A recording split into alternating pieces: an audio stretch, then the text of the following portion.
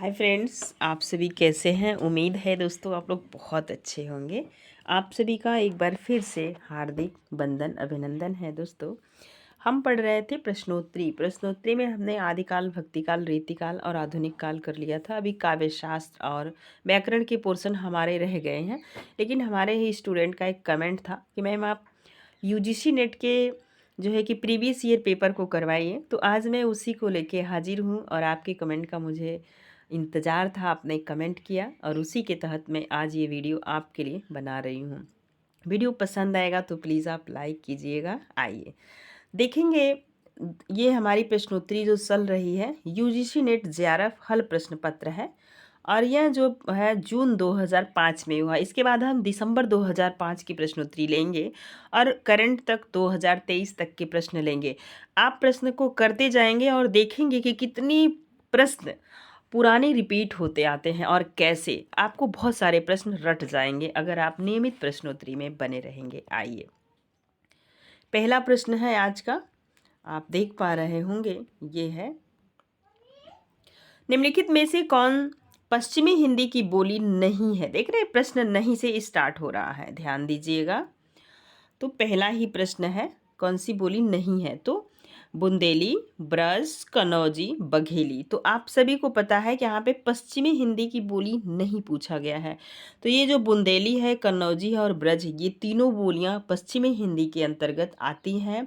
और ये बघेली, ये पूर्वी हिंदी के अंतर्गत आती है और जिसमें आप देखेंगे कि अवधी, बघेली और छत्तीसगढ़ी आती है। तीन बोलियां आती हैं, ऐसे करके आप याद कर लीजिएगा, ABC, अवधी, बघेली, छत्तीसगढ़ी, पूर्वी हिंदी। यहाँ पे पश्चिमी हिंदी की बोली नहीं पूछा गया, तो बघेली पश्चिमी पूर्वी हिंदी की बोली है। तो इसका उत्तर होगा डी। आपको बताना चाहूँगी दोस्तों, टोटल 50 प्रश्न हैं। यूजीसी इस समय 100 प्रश्नों की प्रश्नोत्तरी करवाती है अपने एग्ज़ाम में। लेकिन जब ये प्रश्नोत्तरी पहले हो रहा था तो दो पेपर होते थे, एक 50 नंबर का होता था, एक 75 नंबर का होता था। ठीक है, अभी 50 की प्रश्नोत्तरी हम करेंगे, आगे 75 नंबर वाला भी प्रश्न हम आपके बीच लाएंगे। वो प्रश्न थोड़ा सा टफ होते हैं कि आपके लिए ईजी होंगे, खासकर टीजीटी पीजीटी में यहीं से प्रश्न रिपीट होते हैं। देखिए, 2 नंबर की प्रश्न है, भारतीय संविधान के किस अनुच्छेद में राजभाषा संबंधी प्रावधान उल्लेख है। 343 से 351, 434 से 315 और 443 से 135 और 343 से 153। तो ए नंबर सही होगा। नेक्स्ट आगे चलेंगे, दक्षिण भारत हिंदी प्रचार सभा का मुख्यालय कहाँ पर स्थित है। तो दक्षिण भारत हिंदी प्रचार सभा का मुख्यालय कहाँ स्थित है। हैदराबाद, बेंगलोर, चेन्नई, मैसूर। तो आपको पता है, जब आप भारत का नक्शा देखेंगे तो चेन्नई बिल्कुल नीचे है, तो दक्षिण भारत का पूछा जा रहा है। अगर ऐसे भी आप कॉमन सेंस लगाएंगे तो इस प्रश्न का उत्तर अच्छे से दे पाएंगे। नेक्स्ट प्रश्न, निम्नलिखित में से कौन सी सघोष महाप्राण ध्वनि है। अल्प प्राण और महाप्राण, यहाँ पे आपसे पूछा है सघोष भी हो और महाप्राण भी हो। तो आप जानते हैं अल्प प्राण और महाप्राण। और अल्प प्राण में आप देखेंगे तो 1, 3, 5 आता है और महाप्राण में 2 और 4 आता है। तो यहाँ पे महाप्राण से देखिए दूसरे नंबर पे कौन है। तो आप ऐसे भी देख पा रहे होंगे कि ये जो घा है, देख रहे हैं, ये चौथे नंबर पे है। कहाँ पे है, चौथे नंबर पे है। तो ये कहाँ हुई, महाप्राण हुई। अगर महाप्राण है तो ये सघोष भी होगी। ठीक है, ऐसे भी आप कॉमन सेंस लगा के एग्जाम में प्रश्न को सही कीजिएगा। निम्नलिखित में से कौन सा पश्च स्वर है। अग्र स्वर, पश्च स्वर, देख रहे हैं आप। तो ई और ई जो है अग्र स्वर के अंतर्गत आता है। कहाँ पे आता है, तो ऐसे हम एग्जाम में तुरंत ऐसे काट देंगे। इसके बाद देखेंगे पश्च स्वर पूछ रहा है, आ और अ। तो अ और आ ऐसे बोल के भी आप देखेंगे तो जो आ है ये पश्च स्वर आ रहा है, जो अ है ये मध्य में आता है। ठीक है, आगे चलिए। अब ये 6 नंबर का प्रश्न है, हिंदी में हिंदी साहित्य का इतिहास सबसे पहले किसने लिखा। तो आपको पता होगा कि हिंदी हमारे देश की भाषा है, लेकिन इसके पहला जो इतिहास लिखा गया था वो ताशी के द्वारा लिखा गया था। लेकिन यहाँ पे प्रश्न को एग्जैक्ट घुमाया हुआ है कि आप गलती कर बैठे, परीक्षक आपको घुमाना चाह रहा है। आप ध्यान से पढ़िए प्रश्न को, हिंदी में हिंदी साहित्य का इतिहास सबसे पहले किसने लिखा। देख रहे हैं, तो हिंदी में हिंदी साहित्य का सबसे पहला इतिहास लिखा था शिव सिंह सेंगर ने। अब आपको उम्मीद है प्रश्न समझ में आ गया होगा। सारे बच्चे इसी पे तुरंत जाएंगे और प्रश्न को ध्यान से नहीं पढ़ेंगे। आगे चलिए। हिंदी साहित्य की भूमिका पुस्तक के लेखक कौन है? रामचंद्र शुक्ल, राम कुमार वर्मा, विश्वनाथ प्रसाद मिश्र, हजारी प्रसाद द्विवेदी। तो हिंदी साहित्य की जो भूमिका है वो हजारी प्रसाद द्विवेदी की द्वारा लिखी हुई है। नेक्स्ट 8 नंबर का प्रश्न, निम्नलिखित में से कौन सा अष्टछाप का कवि है? तो मीराबाई, रसखान, सूरदास और विद्यापति। आप सबको सभी को पता होगा अष्टछाप की जो स्थापना हुई थी 1565 ईस्वी में हुई। टीजीटी 2021 का पूछा हुआ प्रश्न है, ठीक है। तो 1565 ईस्वी में हुआ था अष्टछाप की स्थापना, और अष्टछाप की जो स्थापना किए थे वो किए थे विठलनाथ, ठीक है। विठलनाथ ने अष्टछाप की स्थापना की थी, और ये सूरदास उस अष्टछाप के कवि हैं। विद्यापति, रसखान, मीराबाई नहीं है। नेक्स्ट प्रश्न, आनंद, नेक्स्ट देखिएगा। हाँ देखिए, आनंद कादम्बिनी पत्रिका के संपादक हैं तो चौधरी बद्री नारायण प्रेमघन इनका उपनाम है। भारतेंदु हरिश्चंद्र, शिव प्रसाद सिंह सितारे हिंद, महावीर प्रसाद द्विवेदी। तो आनंद कादम्बिनी जो पत्रिका है वो किसके द्वारा लिखी गई? तो चौधरी प्रेमघन के द्वारा लिखी गई है। नेक्स्ट प्रश्न 10 नंबर का, निम्नलिखित में से कौन सा सप्तक परंपरा का कवि नहीं है? देख रहे हैं नकारात्मक कैसे प्रश्न पूछे जा रहा है। तो हरिनारायण व्यास, श्रीकांत वर्मा, नेमीचंद जैन, नरेश मेहता। यह प्रश्न आपके लिए हो सकता है टिपिकल हो, तो थोड़ा सा आप ध्यान दीजिएगा। तो आपसे पूछा जा रहा है निम्नलिखित में से कौन सप्तक परंपरा का कवि नहीं है? तो ये हरिनारायण व्यास जी नहीं है, बाकी नेमीचंद जैन है, और ये तो जो है पहले सप्तक के ही कवि हैं, श्रीकांत वर्मा, नरेश मेहता। आगे चलेंगे। नेक्स्ट प्रश्न, भाग्यवती के लेखक कौन हैं? तो लाला श्रीनिवास दास, देवकी नंदन खत्री, श्रद्धाराम फैलोरी, लज्जाराम मेहता। भाग्यवती, तो भाग्यवती के लेखक आपको बताना है, तो भाग्यवती श्रद्धाराम फैलोरी की रचना है। नेक्स्ट प्रश्न, अंधा युग किसकी रचना है? नरेश मेहता, मोहन राकेश, दुष्यंत कुमार, धर्मवीर भारती। तो अंधा युग, तो ये धर्मवीर भारती की रचना है जो वर्तमान में भी यूजीसी नेट के पाठ्यक्रम में लगी हुई है, ठीक है। नेक्स्ट नाटक है। नेक्स्ट, कुटच के लेखक कौन है? तो हजारी प्रसाद द्विवेदी, रामचंद्र शुक्ल, कुबेर नाथ राय, विद्यानिवास मिश्र। दोस्तों यदि वीडियो पसंद आएगा तो प्लीज़ लाइक कीजिएगा, और आपके अनुसार मैंने यह प्रश्नोत्तरी शुरू की है तो अपने दोस्तों को भी जोड़िएगा। देखिए, कुटच के लेखक हैं हजारी प्रसाद द्विवेदी। वैसे मुझे कहना अच्छा नहीं लगता, लेकिन मैंने कह दिया। आगे चलिए, ध्यान दीजिए। निम्नलिखित में से कौन रचना अमरकांत की है? तो अमृतसर आ गया, जिंदगी और जोग, टूटना और परिंदे। ये टूटना कहानी विधा की रचना है, और मन्नू भंडारी के पति आप जानते होंगे, कमेंट के माध्यम से बताइएगा। बहुत चर्चित है, दोनों लोगों ने मिलकर रचना की है। और अमृतसर आ गया ये भी कहानी है, और परिंदे भी कहानी है निर्मल वर्मा की। टूटना कहानी आप खोज के हमें कमेंट करेंगे किसका है, तो आप अच्छे से सीख पाएंगे। आप देखिए 14 नंबर के प्रश्न में यह किसका है? तो जिंदगी और जोग अमरकांत की रचना है। पहल, नेक्स्ट ये पत्रिका पूछी जा रही है, पहल का संपादक कौन है? राजेंद्र यादव। अब ये समझ लीजिए टूटना कहानी के लेखक आपको मिल गए, इन्हीं की कहानी है राजेंद्र यादव की, ठीक है। देखिए उत्तर भी यहीं पे था। पहल का संपादक कौन है? तो राजेंद्र यादव, रविंद्र कालिया और ज्ञान रंजन विश्वनाथ तिवारी। तो ज्ञान रंजन की ये पत्रिका है पहल, बहुत बार पूछी जाती है। अभी देखेंगे कितनी बार रिपीट होगी आगे वाले प्रश्नोत्तरी में। धन्यालोक किसकी कृति है? अभिनव गुप्त, राजशेखर मम्मट और आनंद वर्धन।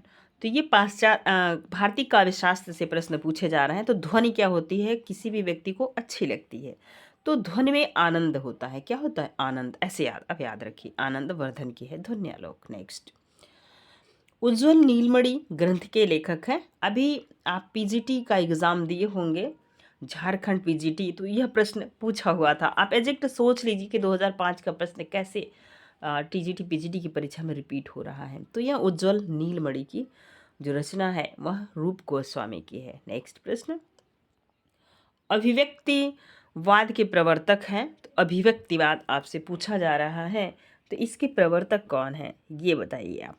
तो अभिव्यक्तिवाद, अभिनव गुप्त कौन है? अभिनव गुप्त की अभिव्यक्तिवाद है। और जो है कि ये आनंदवर्धन आपने देख लिया। नेक्स्ट देखिएगा, अभिव्यंजनावाद के प्रवर्तक हैं, तो आइए Richard, T S. Eliot, Croce, Longinus. तो अभिव्यंजनावाद, ये सारे प्रश्न क्या होते हैं? बार बार रिपीट होने वाले प्रश्न हैं, ठीक है।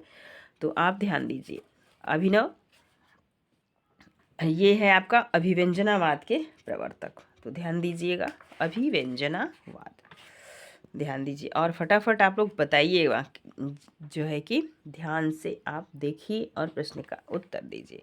तो ये क्रोचे का है, किसका है? क्रोचे का है। 19 नंबर का प्रश्न आप ध्यान दीजिए, क्रोचे का है। जुकाम हो गया है। काव्य में उदात्त तत्व को सर्वाधिक महत्व किसने दिया?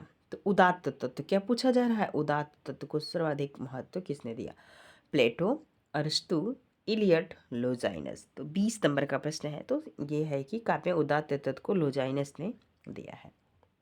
देखिए, ये भी प्रश्न बहुत बार रिपीट होता है बहुत सारी परीक्षाओं में। हिंदी भाषा के विकास का सही अनुक्रम कौन सा है? तो देखिए, कैसे हिंदी आई, पहले हिंदी कैसे आई?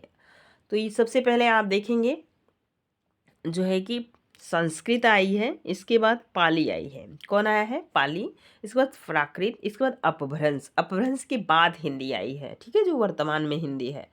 तो इससे पहले भी आप संस्कृत जहाँ भी नोट कीजिएगा अपनी डायरी में, तो संस्कृत, पाली, प्राकृत, अपभ्रंश और हिंदी।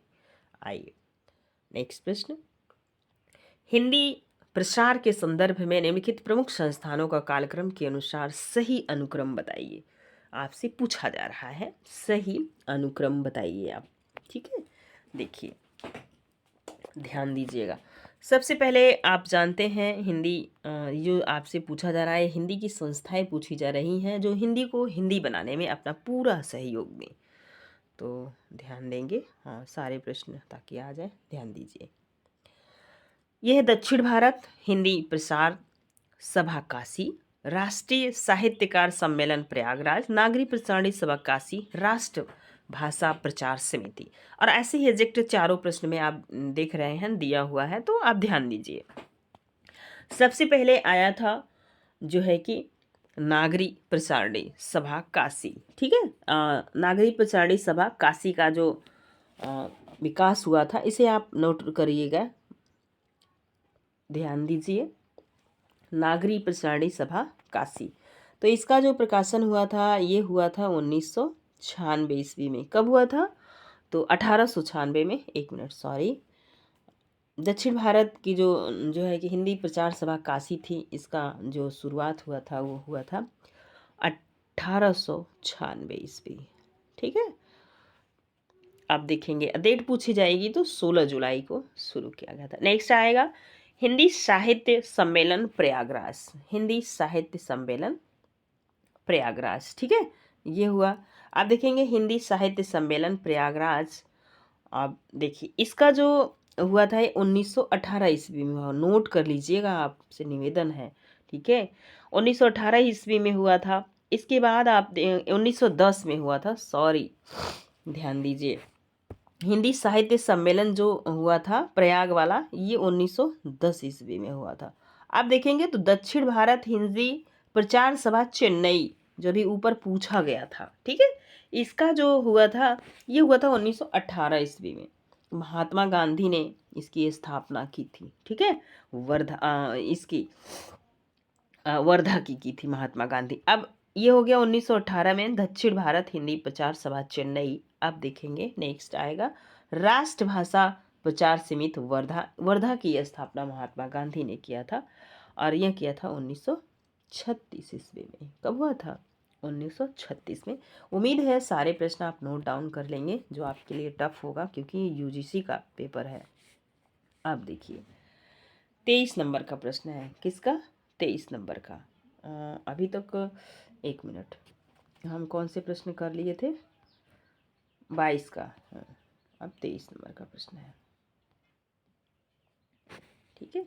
देखिए, हिंदी साहित्य के इतिहास लेखकों का कालक्रमानुसार सही अनुक्रम कौन सा है? सही अनुक्रम यहाँ से आपसे पूछा जा रहा है कि कहाँ से हिंदी साहित्य का इतिहास लेखन शुरू हुआ, सबसे पहले किसने लिखा, इसके बाद किसने लिखा। ठीक है, अब देखिए, आप देखेंगे क्योंकि आचार्य रामचंद्र शुक्ल की जब आप पुस्तक पढ़ेंगे तो उन्होंने लिखा है कि मैंने मिश्र बंधुओं से बहुत सारी चीज़ कलेक्ट की है, इसका मतलब शुक्ल जी से पहले मिश्र बंधु रहे होंगे।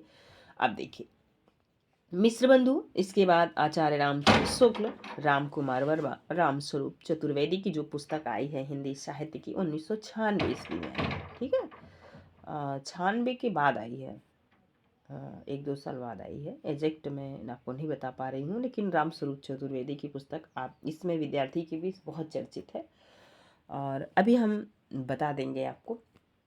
तो आप इतना याद रखिएगा, सबसे पहले मिश्र बंधु, राम कुमार वर्मा, रामस्वरूप चतुर्वेदी। ठीक है, आगे चलते हैं। 24 नंबर का प्रश्न है, निम्नलिखित पत्रिकाओं के प्रकाशन का सही अनुक्रम कौन सा है? तो कौन सी पत्रिका सबसे पहले आई थी, उसके बाद कौन सी आई थी? तो यहाँ पे आप देखेंगे बहुत चर्चित पत्रिका है सरस्वती, लेकिन प्रश्न के हिसाब से आप देखेंगे तो ये कविवचन सुधा का प्रकाशन हुआ था 15 अगस्त 1867 ईस्वी में। नोट डाउन करिएगा, जो है 15 अगस्त, ठीक है, और 1967 ईस्वी में, 1867 ईस्वी में, ध्यान दीजिए। अब आएगा आपका ये सुधा। ठीक है, कविवचन सुधा हो गया, अब सरस्वती आएगा। तो सरस्वती पत्रिका का जो आरंभ हुआ था 1900 ईस्वी में हुआ था। 1903 से महावीर प्रसाद द्विवेदी इसमें काम कर रहे थे और बहुत अच्छा किया 1918 तक। कहीं कहीं 20 देता है, 1903 से 18, कहीं कहीं 1903 से 1920 भी देता है। तो ये 1903 आप याद रखिएगा, महावीर प्रसाद द्विवेदी ने इसका कार्यभार संभाला था और सरस्वती पत्रिका जो शुरू हुई थी 1900 ईस्वी में। नेक्स्ट आप देखिए, हंस पत्रिका है और हंस का जो शुरुआत हुआ था 1930 में हुआ था। वर्तमान में भी यह पत्रिका आपके बीच आती रहती है, तो आप ध्यान दीजिए। हंस जो है कि इसका प्रकाशन हुआ था 1930 में और ये मुंशी प्रेम बनारस से निकलती थी और मुंशी प्रेमचंद इसके शुरुआती लेखक रहे, इसको निकालने वाले। अब आएगा आपका धर्मयुग का जो प्रकाशन हुआ था वो 1960 ईस्वी में हुआ था। इसकी देखरेख धर्मवीर भारती द्वारा की जा रही थी। नेक्स्ट आगे चलेंगे, 25 नंबर का प्रश्न है, निम्नलिखित रचनाओं का कालक्रमानुसार सही अनुक्रम कौन सा है? तो ये रचनाएं आप ध्यान दीजिए। सबसे पहले आप देखेंगे क्यों ये चारों रिपीट हुई हैं, इनको आप ध्यान से पढ़िएगा। हम चलते हैं प्रश्न के ऊपर। अंधेर नगरी भारतेंदु हरिश्चंद्र का यह जो है नाटक है, इसका प्रकाशन हुआ था 1881 ईस्वी में। कब हुआ था? तो 1881 ईस्वी में, नोट कीजिएगा। देखिए 1881 में। ठीक है, आप देखेंगे अंधायुग धर्मवीर भारती का है, इसका प्रकाशन हुआ था 1955 में। ठीक, आप संसद से सड़क तक धूमिल की रचना है 1972 ईस्वी में, इसका प्रकाशन हुआ था। आगे आएगा मगध, इसके बाद मगध आता है। आगे चलेंगे, नेक्स्ट प्रश्न 26 नंबर का। तो निम्नलिखित उपन्यासों का रचनाकाल की दृष्टि से सही अनुक्रम कौन सा है? तो ये देखिएगा, तो इसमें दिया है त्यागपत्र, सेवा सदन, महिला आंचल, आधा गांव, महिला आंचल, सेवा सदन, त्यागपत्र, सेवा सदन, त्यागपत्र, आधा गांव, महिला आंचल, और सेवा सदन, त्यागपत्र, महिला आंचल, आधा गांव। तो सेवा सदन देखेंगे तो ये रचना है मुंशी प्रेमचंद की, यह उपन्यास है। त्यागपत्र जैनेन्द्र का है, महिला आंचल फणेश्वर नाथ रेणु का है, आधा गांव माही मसूम रजा का है। तो अब इसका पूछा जा रहा है आपसे अनुक्रम, मतलब ये कब रचनाएं प्रकाशित हुई थी, इनका प्रकाशन वर्ष आप पूछ रहा है आपसे परीक्षक। तो ध्यान दीजिए, सबसे पहले आप देखेंगे तो जो है कि सेवा सदन आएगा, जिसका प्रकाशन वर्ष हुआ था 1918 ईस्वी में। कब हुआ था? 1918 में, नोट कर लीजिएगा। आगे इसके बाद आएगा त्यागपत्र जैनेन्द्र का है और इसका प्रकाशन हुआ था 1937 ईस्वी। और अगला आएगा महिला आंचल, तो रेणु जी का है और आईएएस के सिलेबस में लगाया हुआ उपन्यास है। बहुत सारे प्रश्न वर्तमान में परीक्षा में यहाँ से पूछे जा रहे हैं। तो 1954 आपसे पूछा जा रहा है कितने आंचल मैले हुए, तो 54 आंचल ऐसे करके याद रखिए। लास्ट में आएगा आधा गांव। आधा गांव जो है ये है 1966 ईस्वी में, ठीक है। तो सबसे लास्ट में आधा गांव आया, तो इसे आप नोट डाउन कर लीजिएगा अपनी डायरी में और ऐसे ही प्रश्नों को करते रहिए। देखिए 27 नंबर का है प्रश्न। 27 नंबर के प्रश्न में आप देखेंगे तो निम्नलिखित नाटक का रचनाकाल की दृष्टि से अनुक्रम पूछा जा रहा है। वर्तमान में ये सारे नाटक पाठ्यक्रम में लगे हुए हैं और इसमें से जो है कि सिंदूर की होली, आप ध्यान दीजिए। तो सिंदूर की ध्रुव स्वामिनी पूरा नाटक मैंने पढ़ा दिया है, चैनल पे है। और सिंदूर की होली भी पूरा चैनल पे है। आने वाले समय में मैं लहरों के राजहंस को पढ़ा दूंगी और 8वां सर्ग को। इन दोनों नाटक को पढ़िए, बहुत मज़ेदार हैं। इसमें तो रूढ़िवादी परंपरा को तोड़ने का कार्य की है। तो ये दोनों नाटक बहुत मज़ेदार हैं। ठीक है, अब चलिए हम प्रश्नों की व्याख्या करेंगे, क्योंकि ये सारे प्रश्न बिना व्याख्या के आप समझ नहीं पाएंगे। इसमें भी देखिए क्रम से दिया है सब वैसे ही, और आप पढ़िएगा और हम चलते हैं सीधा प्रश्न पे, ठीक है।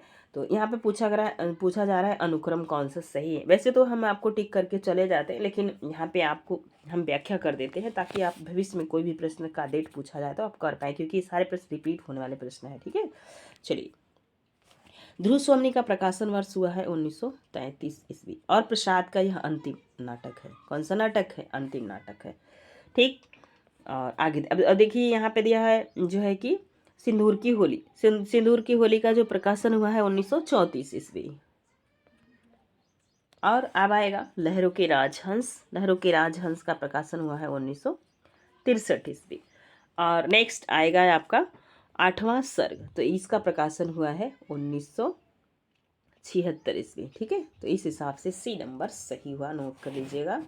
अब चलिए देखिए, रस सूत्र के व्याख्याकारों का सही अनुक्रम है। मतलब सबसे पहले अभिनव जो है कि ये रस के जो सूत्र हैं तो उनकी सबसे पहले व्याख्या किसने किया था। इसमें भी बहुत सारे वो होते हैं। तो सबसे पहले आएंगे भट्ट लोल्लट, इसके बाद शंकुक, भट्ट नायक और अभिनव गुप्त, ठीक है। भट्ट लोल्लट, लोल्लट से आप याद रखिएगा ये रहेंगे। इसके बाद शंकुक आएंगे, फिर नायक आएगा, फिर गुप्त जी आएंगे, ठीक। आगे चलते हैं।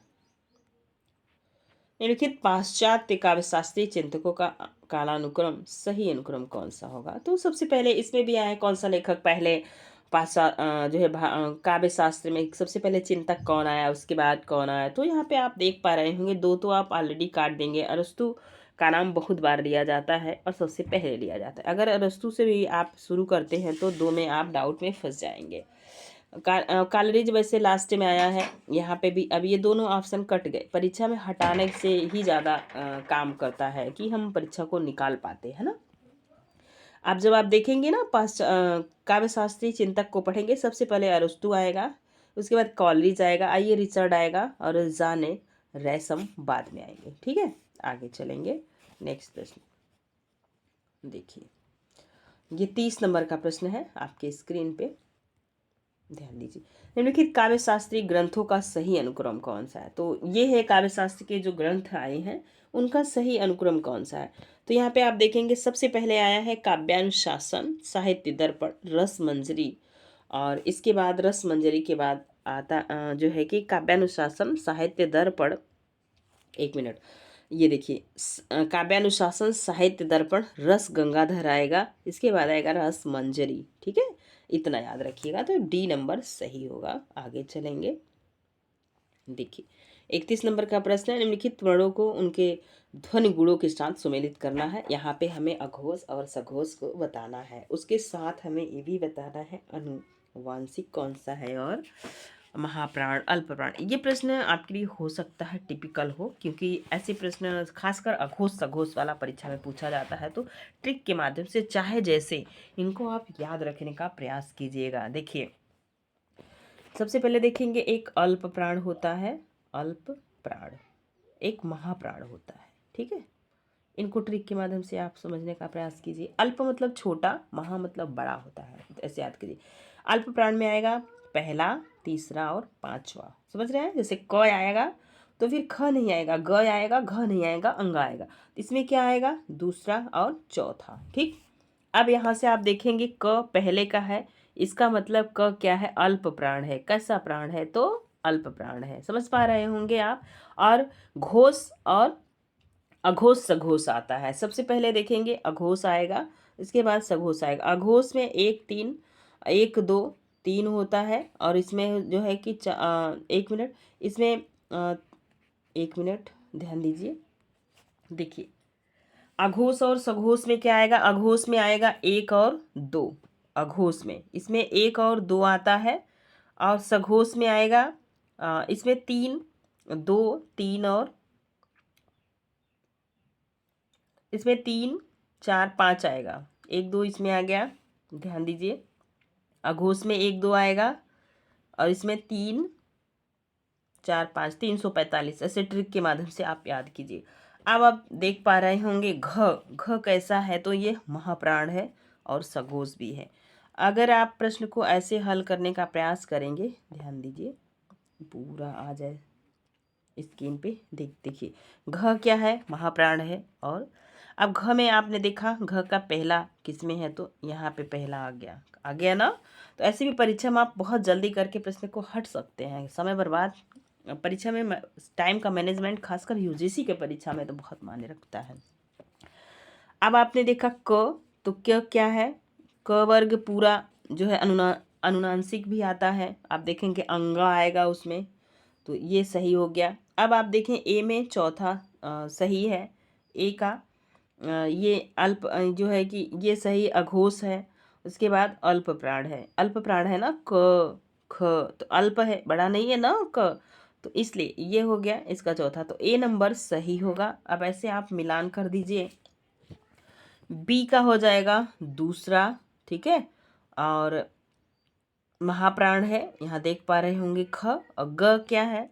तो यहाँ पे आप देखिएगा, आप देखेंगे तो ये इसका तीसरा होगा। तो ऐसे आप अपनी डायरी में एक जगह नोट कर लीजिएगा। आगे चलते हैं।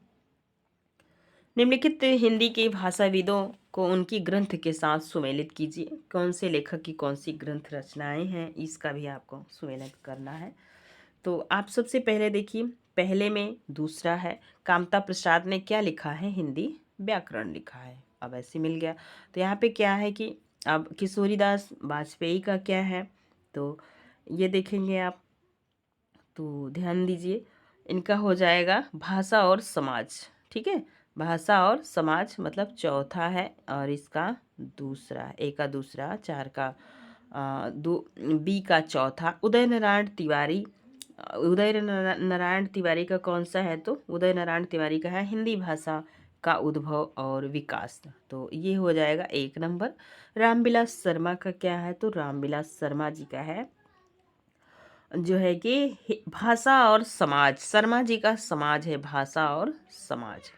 तो इस तरीके से इनका हो जाएगा तीसरा। तो 2 4 1 3, देखिए 2 4 1 3, यहाँ पे सही हुआ ना, बी नंबर सही हो गया। 2 1 3 4। आई आगे चलते हैं। यहाँ पे मिलान वाला प्रश्न कुछ वैसा ही है। यूजीसी तो ऐसा ही प्रश्न फॉर्म करता है। ध्यान दीजिए आप लोग, ये तो समझ लीजिए कि बहुत ही इजी प्रश्न है। निम्नलिखित काव्य ग्रंथों को उनके कवियों के साथ सुमेलित कीजिए। आत्मजयी सबसे पहले आया है। आत्मजयी, आत्मजयी किसका है? तो बताइए आप लोग। धरती किसका है? धरती। आत्मजयी आंगन के पार द्वार, तो आंगन के पार द्वार आप समझ पा रहे होंगे, ये अज्ञेय जी का है। किसका है? अज्ञेय का। तो इसका मतलब सी का तीसरा है। तो सी में देख रहे हैं, सारे में तीसरा दिया है। प्रश्न थोड़ा टिपिकल है ना, आप ध्यान दीजिए। अब आत्मजयी, तो आत्मजयी किसका है? तो ये तो आपको पता होना चाहिए, ये रघुवीर सहाय का है। किसका है? तो रघुवीर सहाय का है। आत्मजयी नहीं, आत्मजयी कुंवर नारायण का है। ठीक है, ये कुंवर नारायण का है। मतलब अब यहाँ से ऐसे प्रश्न को हटाना शुरू कीजिए।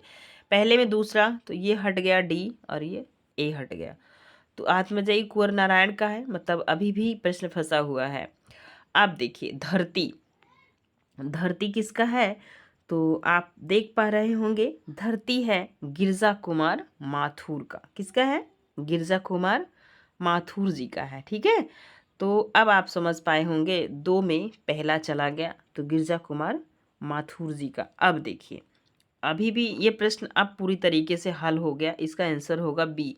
तो ऐसे ही आपको प्रश्न हल करना होगा परीक्षा में, ठीक। अब धूप का धान बचा, तो डी नंबर में आप देखेंगे यह त्रिलोचन की रचना है। किसकी रचना है? त्रिलोचन की। अगर आपको धूप का धान पता है तो ये प्रश्न आपके लिए आसान हो जाएगा, फिर भी फंसेगा। देख लीजिए, यहाँ पे 3 देखें आप, जो आत्मजयी अज्ञे की थी, और यहाँ पे डी अगर आपको पता था कि यह त्रिलोचन की रचना है तो ये, ठीक है, तो भी आप जो है कि प्रश्न को बहुत अच्छे से कर पाते। 2 में यहाँ पे भी फंस रहा है, तो ये इसका बी नंबर सही होगा। नेक्स्ट देखिए अगला प्रश्न,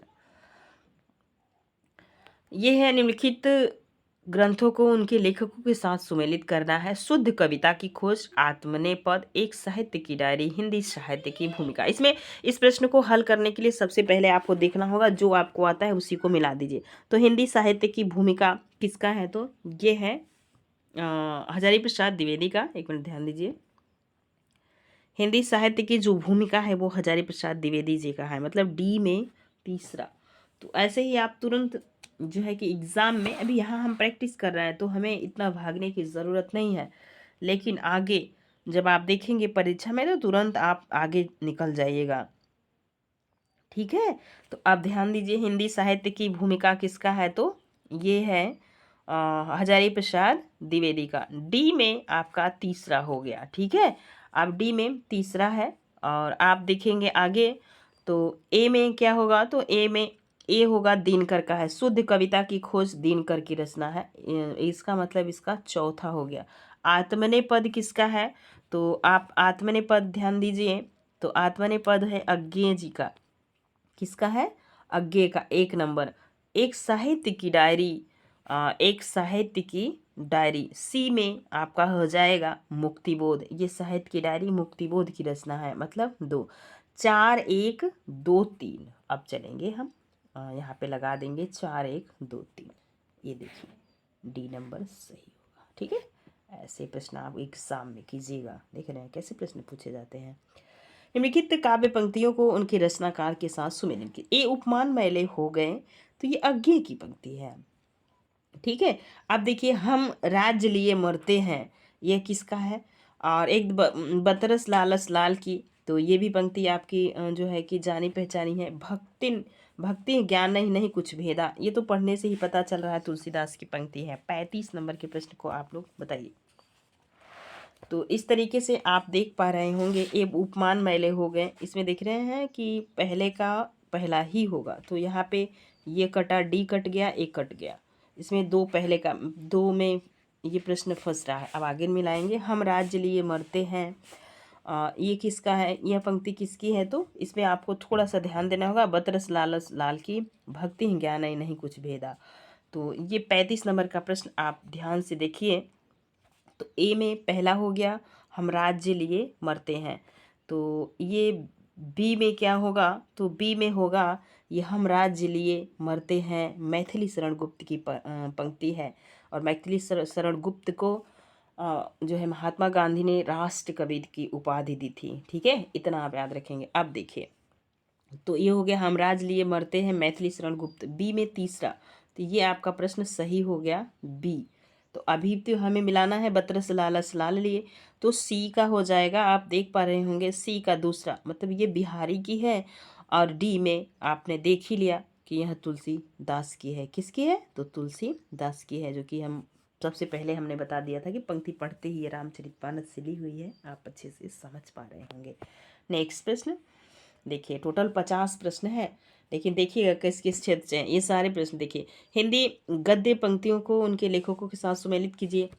बैर क्रोध का आचार्य या मुरब्बा है, तो यह कथन जो है आचार्य रामचंद्र शुक्ल का है, मतलब 4 नंबर।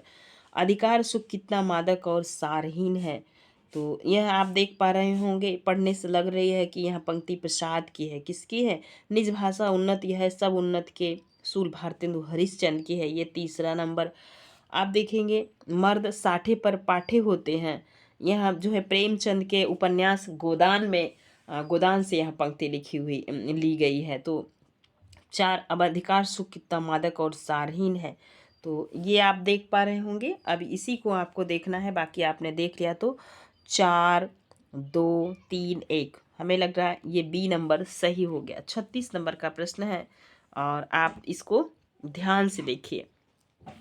तो यहाँ पे आपने शुक्ल को मिला लिया, निज भाषा उन्नति है सी में तीसरा मिला लिया। अब 1 मिनट ध्यान से देखिएगा, फिर से हम प्रश्न को देखेंगे। निज भाषा उन्नति है, यहाँ पे देख रहे हैं सी का तीसरा है, तो इसमें 3 में लगातार तीसरा दिया हुआ है। ठीक, अब पहले हमने देखा था ए में चौथा है, तो ये चौथे के हिसाब से ए कट गया था, तो ये यही 2 में लड़ाई है प्रश्न में। अब यहाँ से हटाना, आप हटाइए। मर्द साठे पर पाठे होते हैं, प्रेमचंद के गोदान्यास का जो है गोदान का यह कथन है होरी का, होरी धनिया से कहता है। पूरा गोदान पढ़ना हो तो हमें कमेंट सेक्शन में कमेंट कीजिएगा, मैं सारा पूरा गोदान पढ़ा दूंगी आपको। डी का पहला, आप देख पा रहे हैं डी में पहला, यहाँ भी लड़ाई है। जब तक सारे को नहीं जानेंगे तब तक ये प्रश्न आपको परेशान करता रहेगा। आप देखिए, एक बचा हुआ है, आपके साथ अधिकार सुख कितना मादक और सारहीन है। तो ये प्रसाद का है, तो प्रसाद का है मतलब 2 नंबर बी में दूसरा सही होगा। तो देख रहे हैं, तो यहाँ पे जो है कि दोनों सही होने के चांस में पड़े हुए हैं। इसका मतलब यह प्रश्न में ये दोनों प्रश्न सही होंगे, बी और सी। आगे चलते हैं, ध्यान दीजिए। देखिए, ये निम्नलिखित पत्रिकाओं को उनके संपादकों के साथ सुमेलित कीजिए। हिंदी प्रदीप किसकी है, तो प्रताप नारायण मिश्र की है। और ये ब्राह्मण है, ब्राह्मण को सबसे पहले याद कीजिए। तो ब्राह्मण पत्रिका किसकी है, तो प्रताप नारायण मिश्र पंडित ही होता है ना, ऐसे करके याद को। सरस्वती, तो सरस्वती के प्रकाशक थे महावीर प्रसाद द्विवेदी। अब 2 मिल गया, इसका मतलब हम प्रश्न को काफ़ी हद तक ठीक कर पा रहे हैं। देखिए, बी का हो गया चौथा, तो ये बी में चौथा हो गया। ठीक है, सी का सी में आपने देखा सी का ये 5वां, तो इसका मतलब ए नंबर सही होगा। ऐसे आप मिला लीजिए। अब आप मिला पाएंगे कि जो हिंदी प्रदीप बालकृष्ण भट्ट का है, मतलब तीसरा। ठीक, अब आप देखेंगे वसुधा पत्रिका जो है डी में, ये है कमला प्रसाद की। तो ऐसे आप नोट कर लीजिए। आगे चलिए, नेक्स्ट प्रश्न हम देखेंगे। हम लगभग प्रश्न हम कर चुके हैं, क्योंकि ये प्रश्न थोड़ा टफ होते हैं तो समझ के करना होगा। देखिए, निम्नलिखित ग्रंथों को उनके काव्य रूपों के साथ सुमेलित कीजिए। पंचवटी, अब देख रहे हैं यहाँ पे कैसा प्रश्न पूछा जा रहा है। ये प्रश्न पूछा जा रहा है आपसे, प्रश्न का नेचर कैसा है, चंपू काव्य है, कौन सा काव्य आपसे पूछा जा रहा है। तो पंचवटी क्या है, ये खंड काव्य है। तो पंचवटी खंड काव्य है, मतलब तीसरा। प्रिय प्रवास क्या है, तो प्रिय प्रवास आप देखेंगे तो प्रिय प्रवास एक महाकाव्य है। कैसा काव्य है, तो महाकाव्य। 1 नंबर एक कंठ विस्पाई, एक कंठ जो विस्पाई है काव्य नाटक है। कैसा है, तो ये काव्य नाटक है। अब शिवा बावनी मुक्तक रचना है। कैसी रचना है, तो मुक्तक रचना है। आप देखिए, डी का हो जाएगा चौथा। अब ऐसे ही प्रश्न को हल कीजिएगा। देखिए, डी में चौथा तो 4 में दिया है। पंचवटी क्या था, तो ये महाकाव्य था। कैसा काव्य था, तो पंचवटी आपने देखा खंड काव्य था। ठीक है, पंचवटी ये तीसरा, ए में तीसरा, ए यहाँ से ये प्रश्न सही हो गया, तीसरा सी सही होगा। आगे चलिए, यहाँ पे मिलाना है। ये भी प्रश्न बहुत बार रिपीट होता है, जो अभी आया था, कौन सबसे पहले आया बाद में आया। अभी आपने प्रश्न देखा, देख रहे हैं कैसे प्रश्न को एग्जैक्ट रिपीट किया है। अब देखिए, सबसे पहले हमें मिलाना होगा, तो हम क्या करेंगे, नायक क्या करता है, भोगता है, तो नायक का भुक्तिवाद, ऐसे ट्रिक के माध्यम से याद करो। अभिनव गुप्त का क्या है, अभिव्यक्तिवाद है, मतलब अभिनव गुप्त का पहला है और इसका दूसरा है। अब आप लास्ट में देखेंगे दूसरा और पहला किस में दिया हुआ है, ये देखिए, दूसरा और पहला देख रहे हैं। तो ऐसे ही आप परीक्षा में प्रश्न को मिलाने का प्रयास कीजिएगा। भट्ट लोल्लट का क्या है, तो उत्पत्तिवाद है। क्या है, उत्पत्तिवाद है। और आप देखेंगे अभिनव गुप्त का क्या है, अभिव्यक्तिवाद है, पहला हो गया। आप देखेंगे शंकु का क्या है, शंकु का अनुमीतवाद है। ऐसे करके आप सारे प्रश्न को याद कर लीजिए किसका कौन सा है। अब देखिए, निम्नलिखित पाश्चात्य साहित्य चिंतकों को उनके सिद्धांतों के साथ सुमेलित कीजिए। पाश्चात्य साहित्य चिंतक हैं, जैसे देखेंगे ज्यापाल सात्र, ज्या दरिदा और टी.एस. Eliot, Croce. तो ये है, इनका ही पूछा गया था 2021 में। ज्या दरिदा का विखंडनवाद का सिद्धांत, एक लाइन में ज्या दरिदा का कौन सा सिद्धांत है, तो ये है इनका विखंडनवाद। ठीक है, किसका है? विखंडनवाद इन्हीं का है। अब आप देखेंगे क्रोचे का क्या है, तो क्रोचे का अभिव्यंजनावाद है। समझ रहे हैं? इलियट का क्या है, तो इलियट का ये निर्वैयक्तिकता का सिद्धांत है। अब आपका बचा एक ठो बचा है जयपाल सात्र का। तो पहले में आप देख पाएंगे तो इनका है अस्तित्ववाद। क्या है? अस्तित्ववाद। अब ऐसे पहले का दूसरा, और देरिदा का है विखंडनवाद तीसरा, इलियट का है निर्वैयक्तिकता का सिद्धांत चौथा। अब क्रोचे का जो है अभिव्यंजनावाद है। क्रोचे का मैंने पहले ही मिला दिया था, तो पहला। तो 2 3 4 1 देख पा रहे होंगे, 2 3 4 1 डी नंबर सही होगा। नेक्स्ट अगले प्रश्न पे चलेंगे, और 85 प्रश्न है टोटल, जो अभी देख लीजिए आप। पहला क्या है, तो स्थापनावाद। अब स्थापना तर्क का प्रश्न है, इसके लिए हम सोच रहे हैं कोई एक अलग प्लेलिस्ट बनाएं जिससे आपको करने में आसानी हो। यहाँ पे इस प्रश्न को करने के लिए आप बहुत सारी अच्छी पुस्तकें पढ़ें, खासकर आचार्य रामचंद्र शुक्ल के निबंध, अगर आपने अच्छे से पढ़ा है, इतिहास की पुस्तकें पढ़ी है और पाश्चात्य शास्त्र का पढ़ा है, तो आप इस प्रश्न को आसानी से कर लेंगे। देखिए, स्थापना है नाद सौंदर्य से कविता की आयु बढ़ती है। तर्क है नाद का संबंध छंद से होता है, इसलिए जो लोग छंद की परवाह करते हैं उनकी कविता की आयु अधिक हो जाती है। तो आप स्थापना तर्क के प्रश्न को देखेंगे, कुछ ऐसे ही प्रश्न फॉर्म किए जाते हैं। खासकर यूजीसी में 2018 में तो लगभग 10 प्रश्न पूछ लिया था, और जो बच्चे इसको हल करने में थोड़ा सा चूक किए वो बच्चे रह गए। तो आप देखेंगे तो पहला तो सही है, जब आप शुक्ल जी का निबंध पढ़ेंगे तो ये मिलेगा आपको, नाद सौंदर्य से कविता की आयु बढ़ती। कविता क्या है निबंध में इन्होंने लिखा है। अब ये है कि नाद का संबंध छंद से होता है, तो ऐसा कुछ भी नहीं है, तो ये गलत है। और आप इस प्रश्न में देखेंगे ए सही है और आर गलत है, सी नंबर सही होगा। नेक्स्ट 42 नंबर का प्रश्न है, स्थापना। भाषा एक सामाजिक संपत्ति है, बिल्कुल सही है। भाषा विहीन समाज की कल्पना संभव नहीं है, ये भी सही है। तो 42 नंबर में आप देखेंगे ए आर दोनों सही, ए नंबर सही होगा। नेक्स्ट प्रश्न देखिए, 43 नंबर का है, आधुनिक हिंदी आलोचना पर पश्चिम के साहित्य चिंतक का गहरा प्रभाव। ये भी बात बिल्कुल सही है। जैसे आपके अज्ञेय हुए, मुक्तिबोध हुए, ये सब इंग्लिश से एमए किए हुए थे, लेकिन ये भारतीय जो है कि कला को पढ़ने के साथ पाश्चात्य शास्त्र को इन्होंने पढ़ा कि वहाँ के लोगों की इतिहास क्या है, साहित्य क्या है, तो फिर ये क्या कि धीरे धीरे बदलाव शुरू कर दिए। ठीक है, तो ये है आपका 43 नंबर का प्रश्न। तो इसको भी आप देखिए, हिंदी के प्रमुख समीक्षक पाश्चात्य चिंतन का प्रभावित नहीं है, तो प्रभावित है, तो यहाँ पे क्या हो जाएगा, ए सही है, आर गलत है। 43 नंबर में आप देखेंगे तो प्रभाव पड़ा है, साहित्य चिंतन का प्रभाव पड़ा है, प्रभावित नहीं है, ये गलत है, प्रभावित है। ठीक है, आगे चलिए। 44 नंबर का प्रश्न है, नई कविता में छायावाद का प्रभाव एकदम नहीं है, गलत बात है। क्यों नहीं है? कोई भी व्यक्ति होगा, अपने जैसे आप हैं तो आप अपने परिवार से ही है ना, कि पड़ोसी से है, तो ऐसा नहीं हो सकता। कोई भी व्यक्ति अपना अलग चीज़ बनाएगा, अलग फील्ड में जाएगा, अलग चीज़ें स्थापित करेगा, लेकिन वो शुरू कहाँ से होगा? वो तो वहीं से होगा जो उसका अपना परिवार होगा। तो ध्यान दीजिए, तर्क क्या है, नई नई कविता पूर्णतः पश्चिमी प्रभाव में जन्मी है, ये भी गलत है। तो इस तरीके से आपने देखा कि जो है कि पूर्णतः पश्चिमी प्रभाव में जन्मी है। ये प्रश्न थोड़ा सा डाउटफुल है, क्योंकि ये दोनों प्रश्न हमारे हिसाब से गलत हैं, और ये इसका बी होना चाहिए, दोनों ही गलत हैं। अगर आपको लगे कि सही है तो आप हमें कमेंट में बताइएगा। आगे चलेंगे हम 44 नंबर के प्रश्न को देख रहे हैं, तो इसमें ध्यान दीजिए, दोनों गलत हैं। पूर्णतः पश्चिमी प्रभाव में जन्मी नहीं है। ठीक है, देखिए 45 नंबर, दलित चेतना की प्रामाणिकता। प्रामाणिक अभिव्यक्ति दलित रचनाकारों को ही होता है, बिल्कुल सही, क्योंकि जो भोगेगा वही तो गाएगा।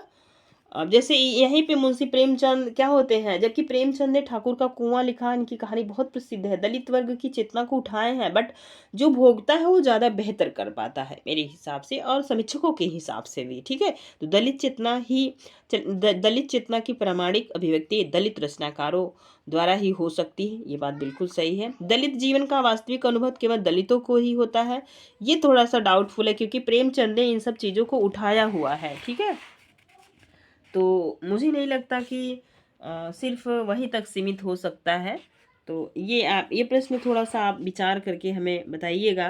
तो देखिए क्या है। तो दलित जीवन का वास्तविक अनुभव केवल दलितों को ही होता है। जो समीक्षक तो मानते हैं कि जो भोगेगा वही बताएगा। तो यहाँ पे दोनों चीज़ें क्या है, सही है। ठीक है, 45 नंबर का ये प्रश्न है, आप इनको ध्यान दीजिएगा।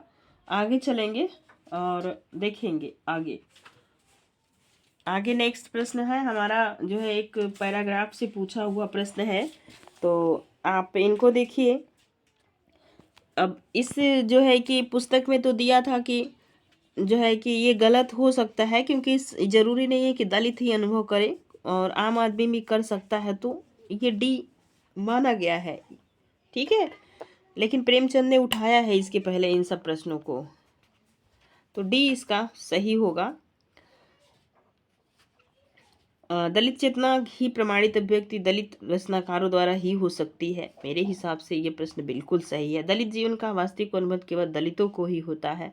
यहीं पे तो प्रेमचंद जाके बहिष्कृत कर दिए जाते हैं, क्योंकि उन्होंने बहुत सारा लिखा, लेकिन जब दलित समीक्षक आए तो उनके हिसाब से ये दोनों प्रश्न सही है। क्या है, दोनों प्रश्न सही है। आगे देखेंगे कवि यहाँ पे एक जो है कि ध्यान से पढ़िएगा, 46 से 50 तक के प्रश्न, 5 प्रश्नों के उत्तर आपको देने होंगे। और यह छोटा सा निबंध है जिसे मैं सरसरी नज़र से बहुत तेज़ी से पढ़ लेती हूँ और आप इन्हें सुन लीजिएगा और यहीं से हम चलेंगे और इसको देखने का कार्य करेंगे। ठीक है, तो देखिए हम पढ़ रहे हैं और 46 से 50 तक का। कवि वाणी के प्रसार से हम संसार को सुख दुख आनंद क्लेश आदि का शुद्ध स्वार्थ मुक्त रूप में अनुभव करते हैं। इस प्रकार के अनुभव के अभ्यास से हृदय का बंधन खुलता है और मनुष्यता की उच्च भूमि की प्राप्त होती है। किसी अर्थ पिचास कृपण को देखिए, जिसने केवल अर्थ लोभ के वशीभूत होकर क्रोध दया श्रद्धा भक्ति आत्माभिमान आदि भावों को एकदम दबा दिया है और संसार के मार्मिक पक्ष से मुंह मोड़ लिया है। न सृष्टि के किसी रूप माधुर्य को देख वह पैसे का हिसाब किताब भूल कभी मुग्ध हो जा है और न किसी दीन दुखियों को देखकर कभी करुणा से द्रवीभूत होता है, न कोई अपमान सूचक बात सुनकर क्रुद्ध या क्षुब्ध होता है। यहीं उससे किसी लोमहर्षक अत्याचार की बात कही जाए तो मनुष्य धर्मानुसार क्रोध या घृणा प्रकट करने के साथ के स्थान पर रुखाई के साथ कहेगा कि जाने दो, हमसे क्या मतलब, चलो अपना काम देखें। यह महा भयानक मानसिक रोग है, इससे मनुष्य आधा मर जाता है। कभी भी मतलब इस पूरे पैराग्राफ से कहने का मतलब यह है, कभी गलत चीज़ को देख के आप यदि उस पर आवाज़ नहीं उठाते तो आप स्वयं गलत हैं, आपकी मनुष्यता आधा मर चुकी है। ठीक है, अब प्रश्न को देखेंगे, फटाफट प्रश्न को आप देखिएगा, पैराग्राफ आप वीडियो को पॉज करके पढ़ लीजिएगा। कविता मनुष्य के हृदय को उदार बनाती है। तो यह क्या है, यह कथन सत्य है, यह कथन गलत है, यह कथन अंशतः सत्य है, यह कथन अंशतः गलत है। तो इसका क्या होगा, 46 नंबर में आप फटाफट उत्तर दीजिएगा। तो ये क्या है, यह कथन सत्य है। नेक्स्ट, लोभी व्यक्ति का भाव जगत संकुचित हो जाता है, 47 नंबर में आप देखेंगे। तो यह कथन क्या है, यह कथन गलत है, यह कथन सत्य है और यह कथन अंशतः सत्य है, यह अंशतः गलत है। तो यह कथन सत्य है, लोभी व्यक्ति का भाव जगत संकुचित हो जाता है, सत्य है, पैराग्राफ में आपने पढ़ ही लिया। तो अत्याचार की बात सुनकर क्या करना चाहिए, उदासी हो जाना चाहिए, दूर भागना चाहिए, उसका कोई सक्रिय विरोध करना चाहिए, दूसरों का ध्यान उधर आकर्षित करना चाहिए। 48 नंबर का प्रश्न है जिसमें आपने देखा, तो आपको भागना नहीं चाहिए, आपने पैराग्राफ में पढ़ लिया, अत्याचार की बात सुनकर उस बात का विरोध करना चाहिए। नेक्स्ट 49 नंबर है उदासीनता।